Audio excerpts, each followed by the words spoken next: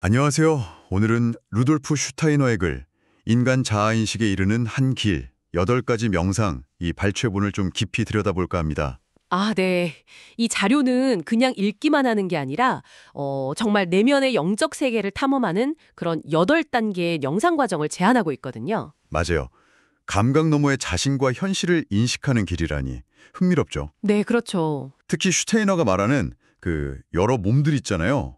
뭐 신체, 에테르체, 아스트랄체, 자아체, 그리고 초감각적 인식이나 반복되는 삶에 대한 통찰. 이런 부분들을 좀 집중적으로 파헤쳐보죠. 좋습니다. 그럼 어디서부터 시작해 볼까요? 첫 단계는 역시 내면으로의 전환인 것 같아요. 외부 세계에 쏠린 관심을 이제 나 자신에게로 돌리는 거. 네, 맞아요. 거기서부터 시작이죠.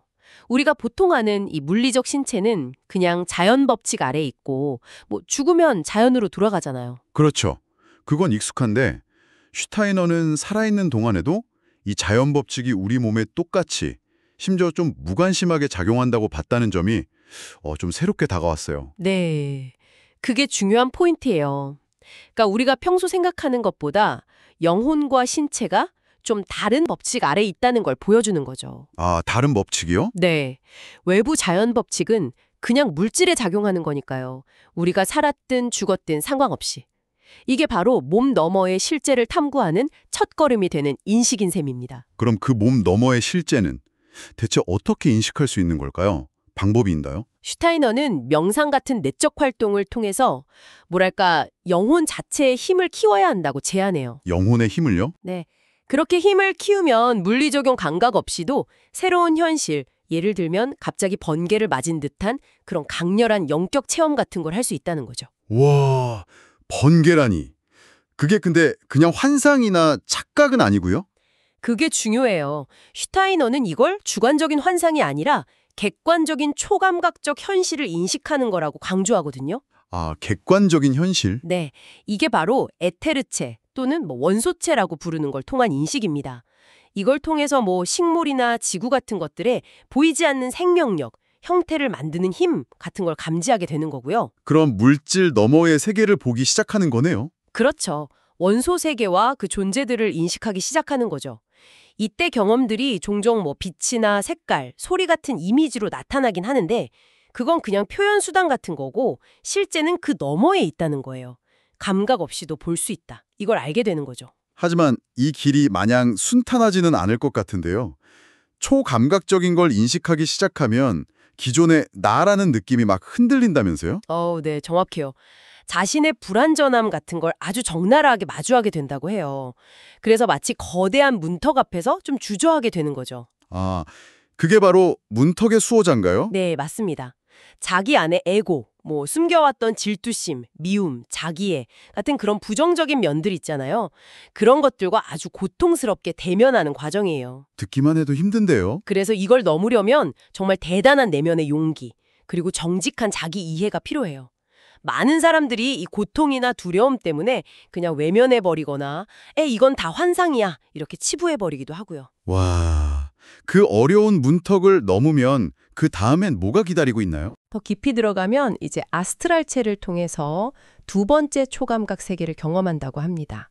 아스트랄체. 네, 이 세계에서는 이제 개별적인 영적 존재들과의 관계를 인식하게 되고 자연 법칙 뒤에서 작용하는 더 큰 영적인 힘, 예를 들어 시대정신이라던가 형태를 만드는 영 같은 존재들을 직접 마주하게 된다고 하죠. 와, 그럼 그 다음엔요?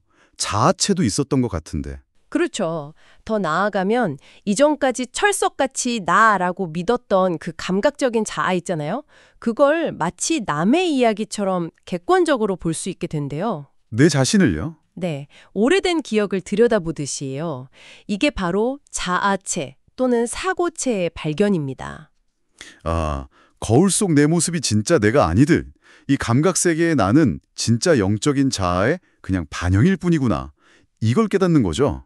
아, 진정한 영적 자아는 따로 있고 네. 그리고 그 진정한 영적 자아가 이 자아체를 통해서 자기를 표현하고 죽음을 넘어서는 존재라는 걸 인식하게 된다는 겁니다. 이야기가 점점 더 깊어지네요. 초감각적 세계에서는 우리가 아는 개념들도 막 달라진다고요. 도덕 법칙이 자연 법칙처럼 작용한다니 이게 무슨 말이죠? 그게 슈타리너 통찰의 또 다른 핵심인데요. 초감각 세계에서는 도덕이 그냥 머릿속 생각이 아니라 진짜 물리법칙처럼 현실에 영향을 미치는 힘이라는 거예요. 힘이요? 네. 예를 들어 미움은 정말로 파괴적인 힘을 갖고 사랑은 실제로 무언가를 만들어내는 창조력이 된다는 거죠.